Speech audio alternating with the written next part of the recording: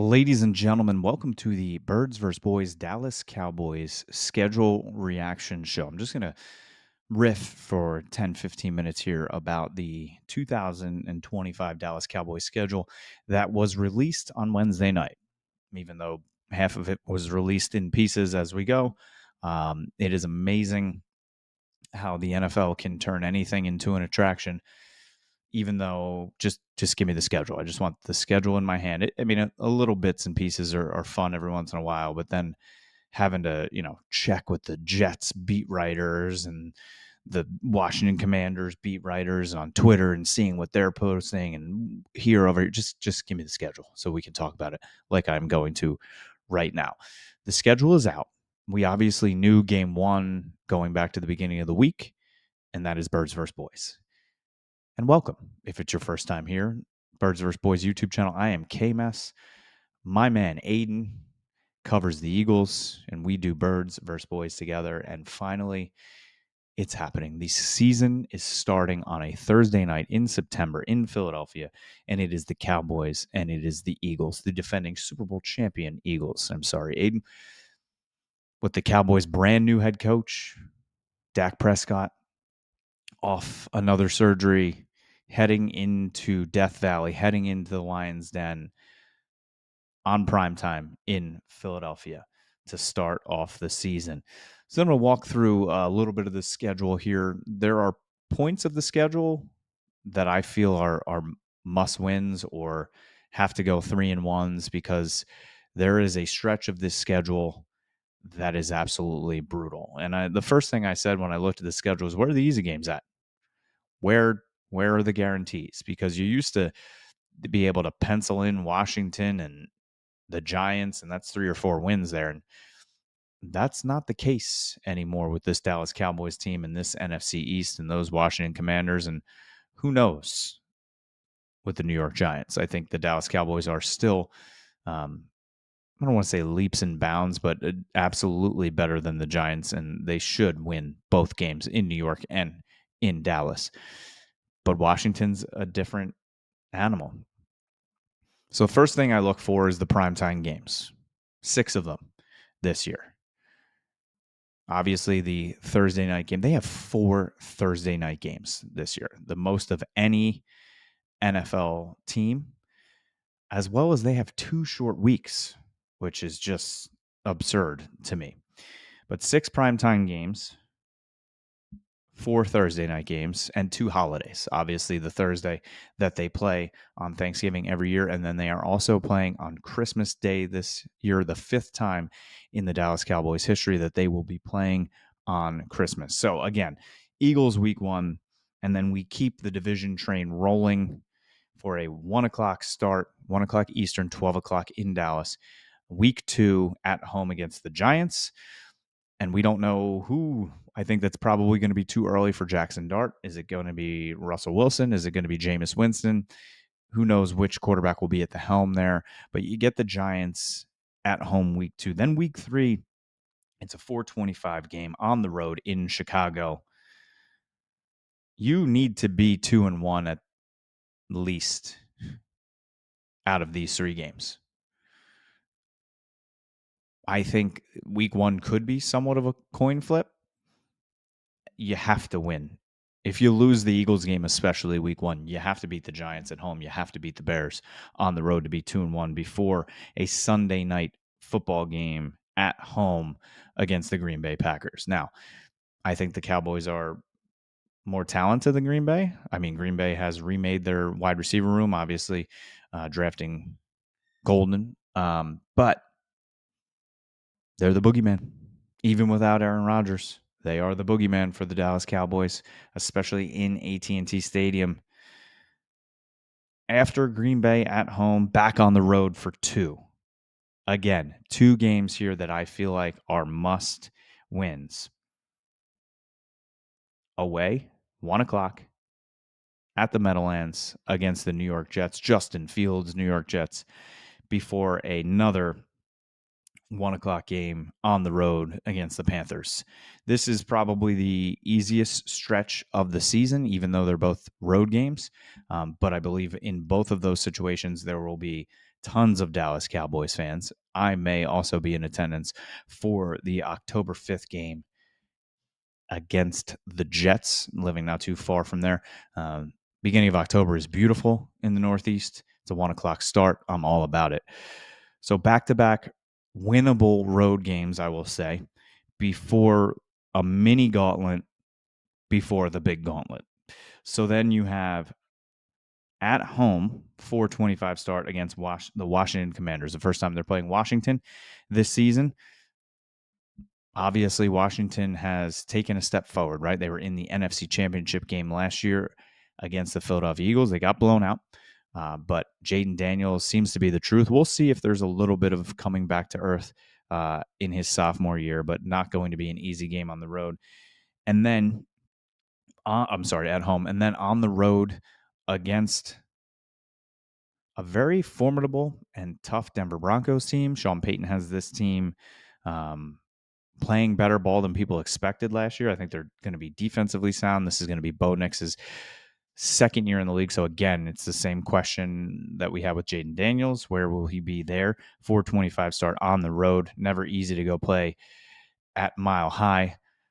And then they come home for their first Monday night game of the year against another bugaboo, Kyler Murray and the Arizona Cardinals. Kyler Murray from the Dallas area has never lost a game at AT&T Stadium dating back to high school, through college, and in the NFL. So that's why they are the bugaboo for the Cowboys. Again, Washington at home, Broncos on the road, Cardinals at home.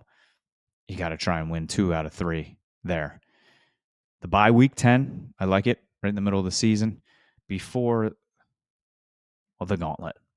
So you have your bye, and then you have a Monday night game at Las Vegas, the first time the Cowboys are going to Las Vegas to play the Raiders in a regular season game.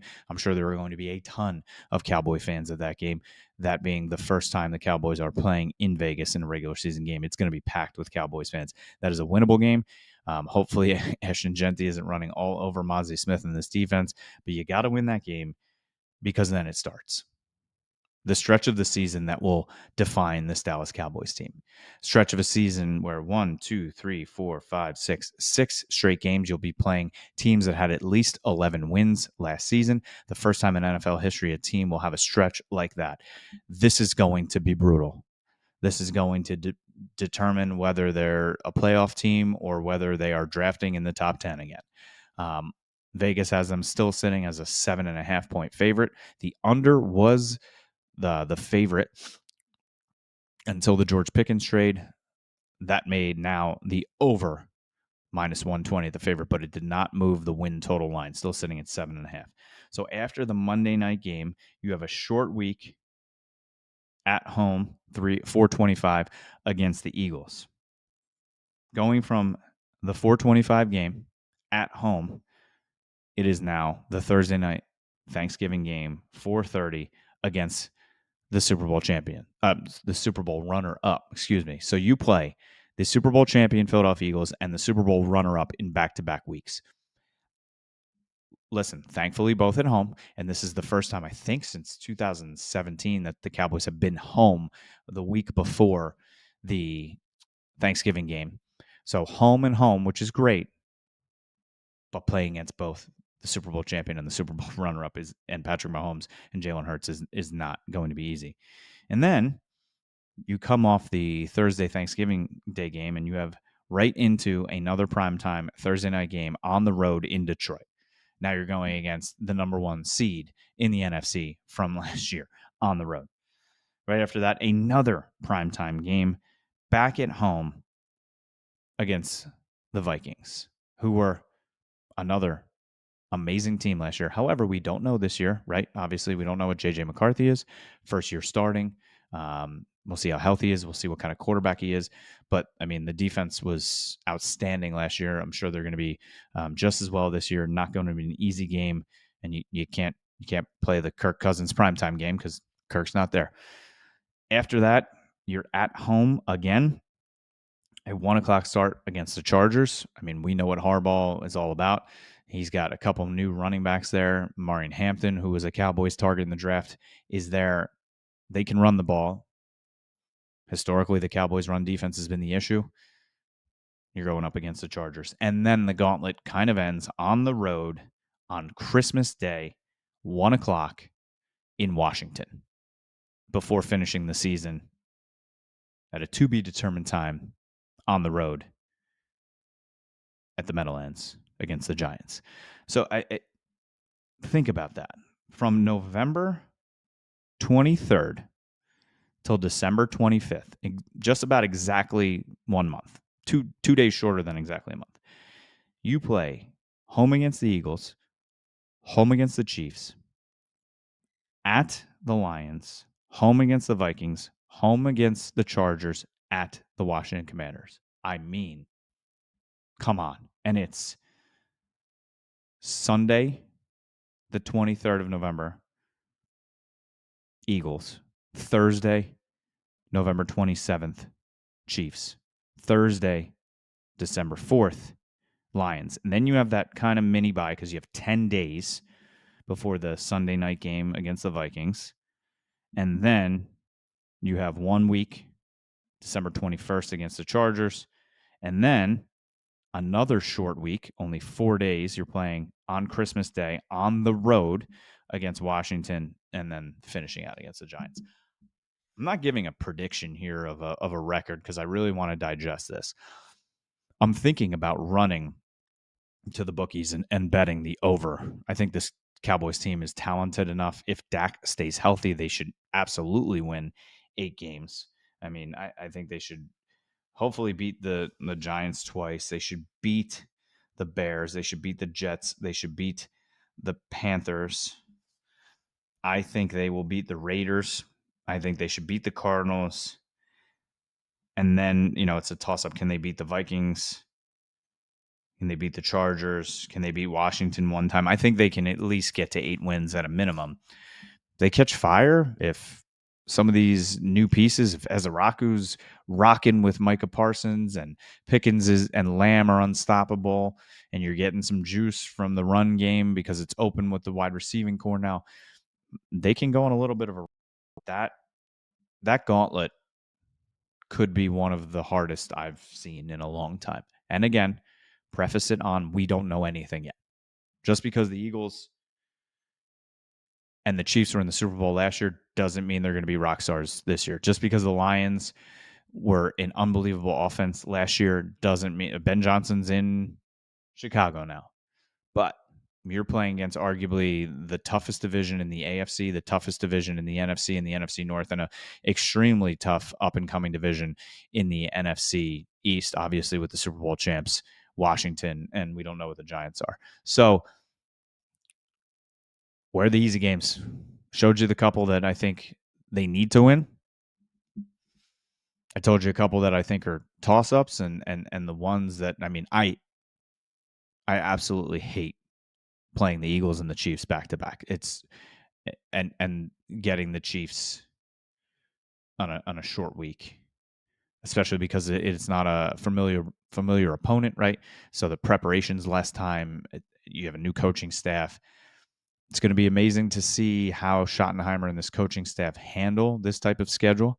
Luckily, it's right before the bye, and hopefully, you get your bye, you play in Vegas, you kind of get rolling, and then you head into the gauntlet. But like I said, that stretch from November 23rd to December 25th, Merry Christmas, is going to define this season.